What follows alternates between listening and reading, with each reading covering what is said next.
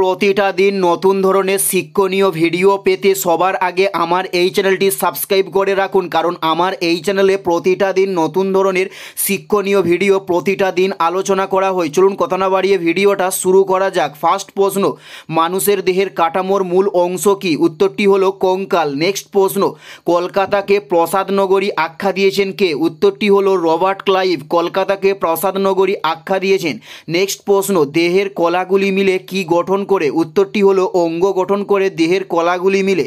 উত্তরটি হলো অঙ্গ গঠন করে দেহের কলাগুলি মিলে। নেক্সট প্রশ্ন, কলকাতা অনুশীলন সমিতি কে প্রতিষ্ঠা করেন? উত্তরটি হলো প্রি মজুমদার কলকাতা অনুশীলন সমিতি প্রতিষ্ঠা করে থাকে। নেক্সট প্রশ্ন, তানজানিয়ার রাজধানীর নাম কি? উত্তরটি হলো দারুস সালাম। তানজানিয়ার রাজধানীর নাম উত্তরটি হলো দারুস সালাম। নেক্সট প্রশ্ন, সিপাহী বিদ্রোহের সময় কে ভারতের গভর্নর ছিলেন? উত্তরটি হলো লর্ড ক্যানিং সিপাহী বিদ্রোহের সময় ভারতের গভর্নর ছিলেন।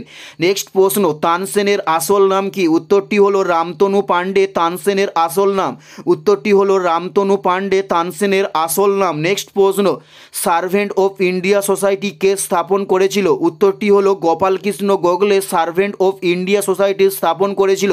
নেক্সট প্রশ্ন, দেহের অঙ্গগুলি মিলে কি গঠন করে? উত্তরটি হলো তন্ত্র গঠন করে দেহের অঙ্গগুলি মিলে।